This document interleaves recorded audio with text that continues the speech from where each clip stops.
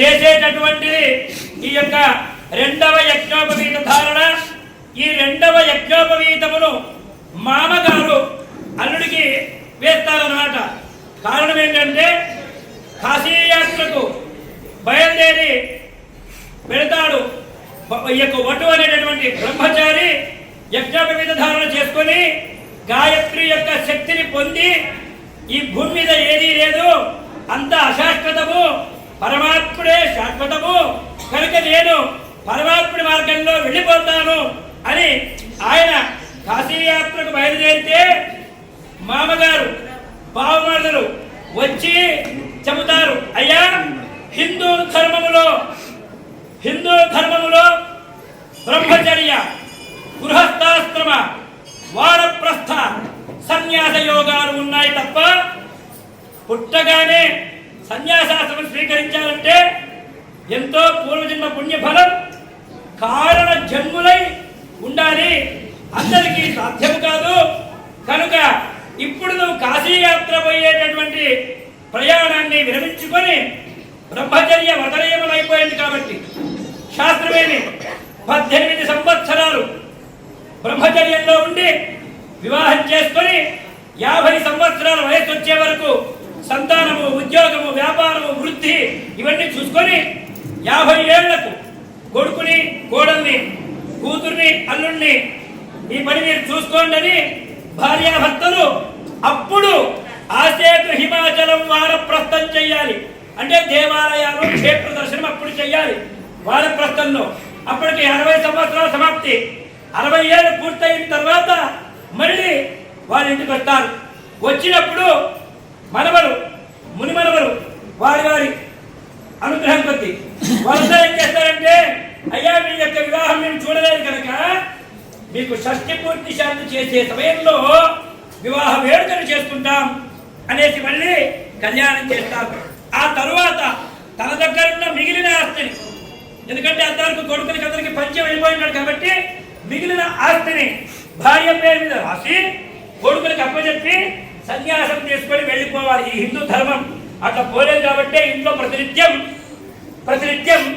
60 ఏళ్ళ తర్వాత ఎన్ని కావాలో అన్ని మంగళారతులు అవుతూ ఉంటాయి. అది ధర్మము. మనం పాటించామా లేదా సెకండరీ.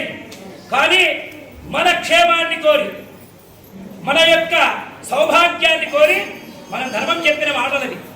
కాబట్టి ఈ రోజున ఇక్కడ ఈ అల్లుడికి మామగారు, అయ్యా నీవు బ్రహ్మచర్యం సమాప్తి అయ్యింది కనుక వెంటనే కాశీయాత్ర అనకుండా దయచేసి ఆగి కళ్యాణం చేసుకుని సత్సంతాన సౌభాగ్యాలను పొంది విపుల ధన గణక వస్తు వాహనంలో భూరచన స్వర్ణ దాస దాసి అంటే ఎన్ని ఆశలో మానవుడి కోరికల పుట్ట ఒకటి కదా.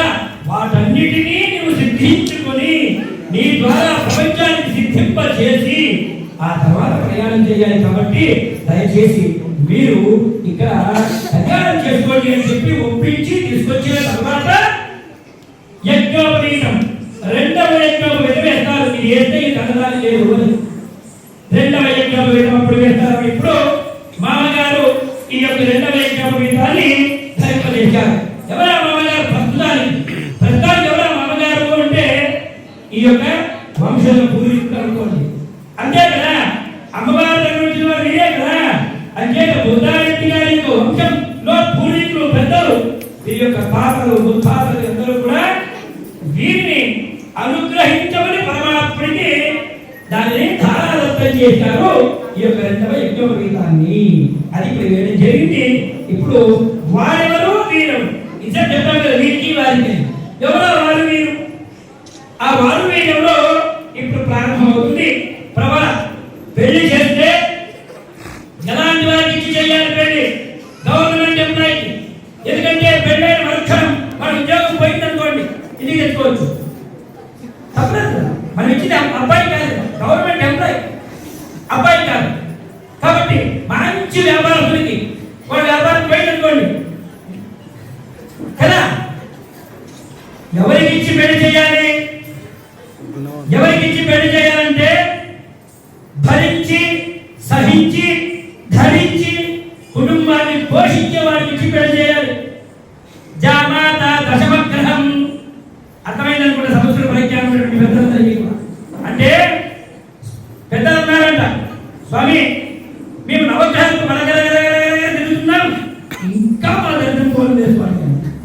అయ్యో స్వామి 9 గ్రహాలు తిరిగినావు కానీ ఈ 9ని పరిపాలన చేసే గ్రహం ఒకరున్నారు. చూడు పెద్దవాళ్ళు చూస్తే గమనించినాడు. జామాత దశమ గ్రహం, అల్లుడంటే 10వ గ్రహం అని. అల్లుడంటే 10వ గ్రహం. ఎందుకయ్యా ఈ మాట వచ్చింది అల్లుడికి అంటే పోతే తిరిగి రాదు. అక్కడే పెట్టాడు మా ఇంట్లో నేను. కనుక ధర్మం చెప్తున్నా. ధర్మం భార్యను పుట్టింట్లో కార్యక్రమము మంచి వ్యవస్థ ఏదైనా ఉన్నప్పుడు తీసుకెళ్ళి అక్కడ వారి పుట్టింట్లో భార్యను దింపి ఉపహారం చేసి, అంటే ఏ కాలానికి పోయినా ఉదయం పోతే టిఫిన్, మధ్యాహ్నం పోతే భోజనం, నీ వెళ్ళిపోవాలి. మామగారు కార్యక్రమం సమాప్తి అయిన తర్వాత మీరు అమ్మాయికి ఇచ్చి దింపండి అని వెళ్ళిపోయానుకో, ఈ దశమ గ్రహం క్షేత్రం ఉండదు. అలా కాకుండా అమ్మాయిని పిలిచి పిలవక ముందే ముందు మనగా చదువుకున్నాం అనుకోండి, ఆ పొరపాటు అవుతుంది.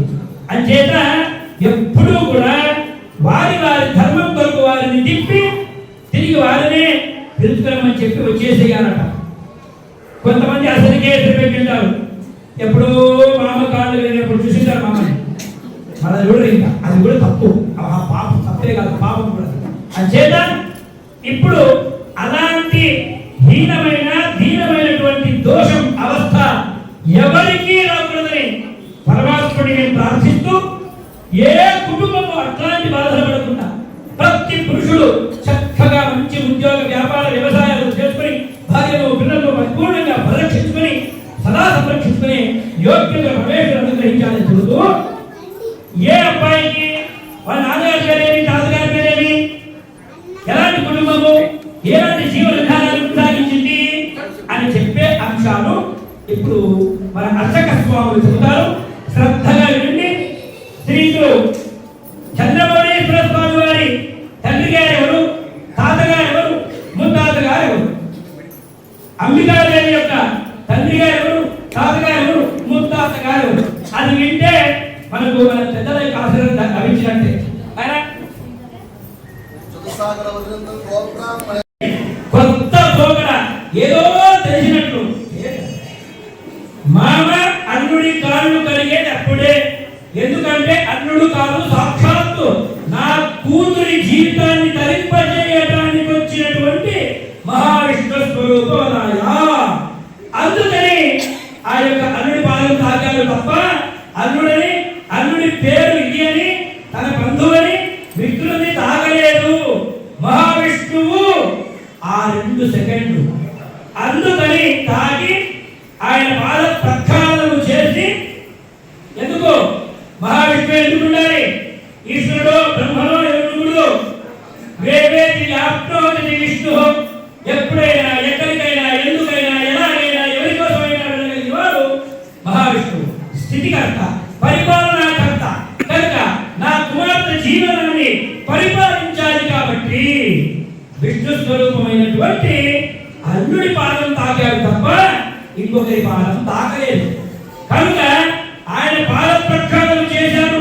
కనుక పెద్దవాడు పిల్లవాడి కాలు కడిగారు తప్పు, నువ్వు మరి నీ కాలు ఒప్పు. ఎక్కడిదా ఇది? ఏ హిందూ ధర్మం చెప్పింది? అందుకే ఈ కళ్యాణోత్సవం తెలియనివి తెలిసినవి అన్ని కలిపి కలగలిపి చేసి లేని కొత్త ధర్మాన్ని పుట్టించదని చెప్పడానికే ఈ కళ్యాణోత్సవం. కనుక అమ్మలారా, మామగారు అల్లుడు గారిని పాద ప్రక్షాళన చేయడం ధర్మం. విష్ణు స్వరూపం కాబట్టి, మానవాంశ కాదు, మహావిష్ణు కాబట్టి. ఆ తర్వాత జన్మలో ఎప్పుడు ఆనవుడు మామగారిని తన కాళ్ళు పట్టుకునేలాగా ప్రవర్తించకూడదు. అది తప్పు, ఇది కాదు అని మీరు గుర్తించాల్సిన తెలియజేస్తూ, మీరు ఈ యొక్క జన్మ పాలనై ఈ రోజున పరమేశ్వరుని పాద ప్రక్షాళన చేయగలిగినారు. ఎంతటి సౌభాగ్యం ఈ జన్మ. కనుక ఇప్పుడు స్వామివారికి ఇక బాషిందాలు కట్టాలి. మన ముందే అన్ని ఎక్కడ కట్టలు వరిదోలు కట్టొస్తాం. కనుక ఇప్పుడు బాషిందం కట్టాలి అని చెప్తున్నారు ఆచార్యులు. అది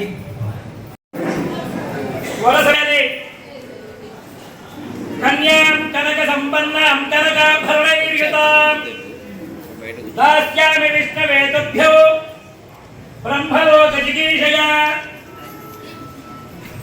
ఈ యొక్క కన్యను కన్య ఎటువంటి అమ్మాయిని ఇచ్చాము?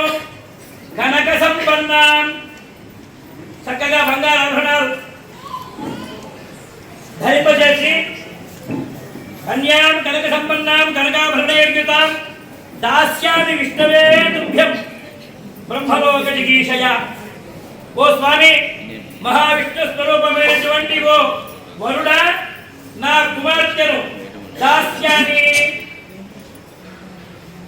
దాస్యామి. నేనెందుకు పని చేయాలి? శనివారం ఆదివారం ఇంట్లో వంట చెయ్యాలి కాదు, చేసి తినాలి. దాస్యామి, దాస్యము కొరకే పంపించింది. ఇట్లా ఉండమని కాదు, ఇట్లా ఉండడంలో ఏం స్వామి ధర్మము అంటే సదా మేము అట్లుండాలన్నా, జీవితం అట్లే ఉండాలన్నా, దీనికి మాత్రం పరమార్థం తెలుసుకోవాలి. అప్పుడే అవునని అంటారు, లేకపోతే మనస్సు బాధ కలుగుతుంది కాదంట. మిమ్మల్ని ముందు నా దేశము భారత హైందవ స్త్రీమూర్తులకు పరిపూర్ణంగా సంస్కృతం నేర్పించాలి, లేకపోతే చాలా కష్టం, సంసారం సాగం. ముందు సంస్కృతం నేర్పించాలి. కారణం ఏమంటే ఏం చెప్పింది శాస్త్రం అంటే కార్యేషు దాసి షు కార్యేషు దాసి. నేనే పని చేయాలన్నా కాదు, అందుకే చెప్పింది. అందుకే ఏ భాషలో నైపుణ్యం ఉంటుందో ఆ భాషను మీకు చెప్పగలిగితే ఒప్పుకుంటా, లేకపోతే పురుషాహంకారంతో మాట్లాడాలండి అంటారు. ఎక్కడ పురుషుడు? స్త్రీమూర్తి లేనిది. ఎక్కడ పురుషుడు? ఎక్కడి నుంచి వచ్చింది? ఎవరిచ్చిన అనుగ్రహం? ఈ మాట ఎవరిచ్చిన అనుగ్రహం?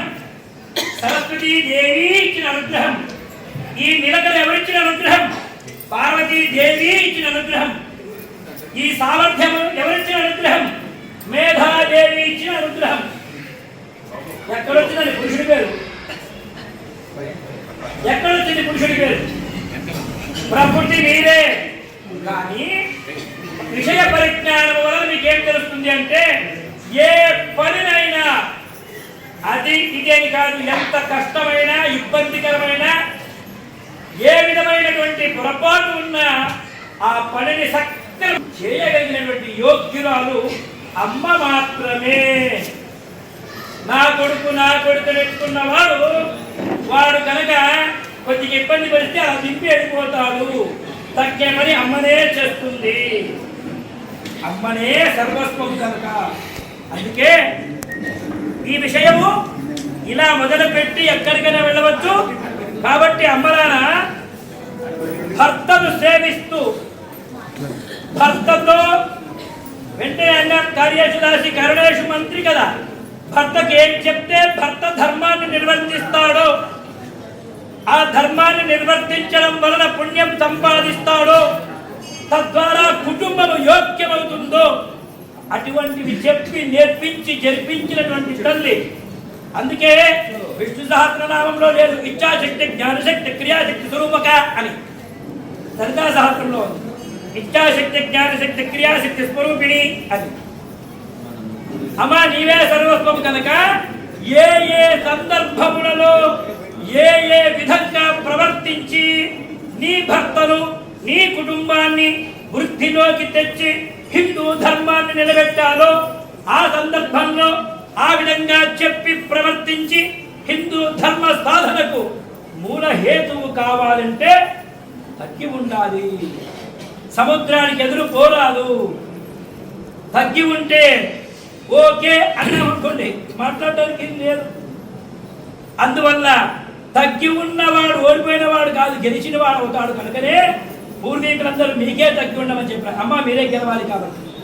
అంచేత ఓ పరమాత్మ, నా కుమార్తెను నీ యొక్క సేవిస్తున్నాము, మీరు స్వీకరించవలసినది అని ఇప్పుడు కన్యాదానం చేస్తాం. ఈ కన్యాదాన సమయంలో నేను ఈ యొక్క వధువు తరపున ఉన్నటువంటి సభకు, ఇక్కడంతా వధువు తరపున ఉన్నటువంటి సభ చాలా ఉంది. పెళ్ళంటే అందరు పైకి రారు కదా, అబ్బాయి వాళ్ళు అమ్మాయి వాళ్ళు కలిసే కూర్చుని ఉంటారు కదా, లోపల లోపల వాళ్ళ కొడుకు వీళ్ళ కూతురికి పెళ్లి కూడా సెట్ చేసుకుంటారు కదా. అలా ఇక్కడ వధువు తరపున ఉన్న వాళ్ళందరినీ కూడా మరి కట్న కానుకలు అడగాలి కదా, కట్నం ఇస్తే కదా పెళ్లి, అవునా కాదా? కట్నం అడగాలా లేదమ్మా? అడగాలి కదా కట్నము. కట్నం అడగాలి తల్లి. అంత ఆడోళ్ళు ఉంటుంది ఎందుకు ఒప్పుకుంటా. నేను మా దేవాలయంలో శ్రీ శ్రీ శారదా శంకర పీఠంలో నిరంతరం నిత్యోత్సవ, వారోత్సవ, పక్షోత్సవ, మాసోత్సవ విధంగా ప్రతిరోజు పండుగ జరగాలి, ప్రతిరోజు స్వామివారి సేవ జరగాలి అని, అమ్మవారి సేవ జరగాలని, భవిష్యత్తులో ప్రతి మాస శివరాత్రి శాశ్వత కళ్యాణం జరగాలి అని, ప్రతి మాస శివరాత్రి శాశ్వత కళ్యాణం జరగాలి అని మేము ఒక నిర్ణయం తీసుకొని శాశ్వత కళ్యాణ కర్తలను ఏర్పాటు చేసుకోవాలంటే ముందు పెళ్లి కొడుకు పెళ్లి కూతురు ఉండాలి కదా. ఎవరికి చేస్తాయా బాబునా పెళ్లి అంటే చూపించడానికి ఇది ఉండాలి కదా అని కట్నం అడుగుదాం అనుకున్నారు.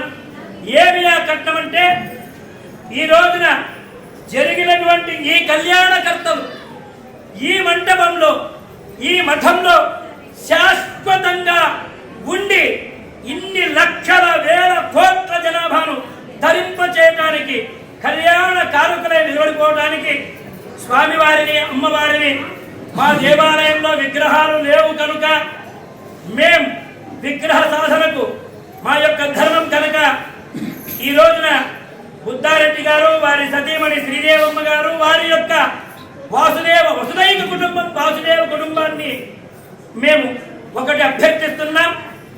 మీరు అమ్మవారి విగ్రహాన్ని మాకు మా ఇంటికి ఎట్లా ఇస్తున్నారు కదా, మాకే వచ్చేలాగా కట్నం కింద అమ్మవారి విగ్రహం ఎంత అవుతుందో 21,200 రూపాయలు, దానిని మీరు కట్నంగా ఇస్తారా అని సభాముఖంగా అడుగుతూ ఉన్నాం. అమ్మా, ఇక్కడ వాసుదేవ కుటుంబం ఉంటే ఒక్కసారి చేయిపైకెత్తండి. అక్కడి నుంచి వాసుదేవ కుటుంబం ఎక్కడుందో, హరే శ్రీనివాస, హరే శ్రీనివాస. అమ్మాయి తరపున శ్రీ వాసుదేవ మహిళా సమూహం వారు అందరూ కలిసి 21,200 చిల్లర ఏదైతే విగ్రహం అయిందో దానిని కష్టంగా ఇవ్వడం జరిగింది, వారు ఒప్పుకోవడం జరిగింది. ధన్యోస్మి, ధన్యోస్మి, ధన్యోస్మి. ఇక అమ్మాయి వచ్చింది, పోషకుడు రావాలి కదా. అమ్మాయి వచ్చినాక మరుక్షణం టైంకి కాఫీ, టైంకి టిఫిన్ ఇవ్వకపోతే కష్టం. అందువల్ల యజమానిని కూడా అర్థించడానికి ధైర్యం చాలకపోయినా, ఎందుకంటే స్వామి శంకరోతీతి శంకర, నా జన్మ ప్రహృత్యేత క్షణ పర్యంతం, పుట్టిన నిమిషము నుండి ఈ క్షణం వరకు నేను ఏ విధంగా బ్రతకాలో, నేను అనేటటువంటి హిందూ ధర్మం ఏ విధంగా బ్రతకాలో నేర్పించిన ధర్మమూర్తి, అక్షర స్వరూపమైనటువంటి పరబ్రహ్మ తత్వం శంకరుడు, భోళా శంకరుడు. శంకరుడు అంటేనే ఆనందము, భోగము, భాగ్యము, భద్రము, కళ్యాణము, ఐశ్వర్యము, తేజస్సు, వర్చస్సు, ఇన్ని అర్థాలు వస్తాయి కనుకనే శం కరోతి ఇది శంకర. అందుకే వేదంలో కూడా శం చ మే కావలయును, చ నాకు, ఏం కావాలయ్య నీకు, శం కావాలి అని ఒక్క మాటలోనే బ్రతుకున్నప్పటి నుండి మోక్షం వెళ్ళేదాకా ఈ జీవితంకి ఏం కావాలో అన్నీ ఇమ్మని భక్తుని చేత అడిగించినటువంటి పరమదయాలు శంకరుడు. ఆయన విలువ 25,400 చిల్లర. దీనిని ఎవరైనా దాతలు ముందుకొచ్చి ఇచ్చేవారు ఉంటే అయిపోయింది, ఇది చేశారు.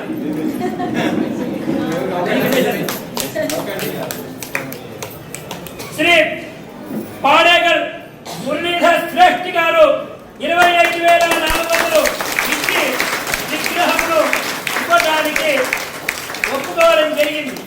కనుక భవిష్యత్తులో ఇక నా పోరాటం ప్రతి ఇంటికి వెళ్ళి మాస శివరాత్రికి శాశ్వత కళ్యాణోత్సవాన్ని ఏర్పాటు చేసుకొని, ఎందుకంటే మాస శివరాత్రులు 12 వస్తాయి. మాస శివరాత్రులు 11, మహాశివరాత్రి 1, 12. కనుక నేను మా ధర్మాధికారితో కూర్చొని శాశ్వత కళ్యాణానికి ఎంత రుసుము పెడితే దాని వడ్డీ వలన కళ్యాణం చేయగలుగుతామో దానిని మాట్లాడుకొని భిక్షాపాత్ర ధరించిన వాడనే భవతి భిక్షాం దేహి భవాం భిక్షాం దదాతు అని నేను శాశ్వత కళ్యాణాలను వేయడానికి మళ్ళీ మీ ప్రాంతాలకంతా వస్తానని తెలియజేస్తూ ప్రస్తుతానికి కన్యాదాతలు అలాగే ఈ యొక్క వరదాతలు కూడా ఇద్దరు ఉండడం మాకు సౌభాగ్యం. ఈ యొక్క కన్యాదాన మహోత్సవాన్ని మనం ఇప్పుడు పునః ప్రారంభం చేసుకుంటాం.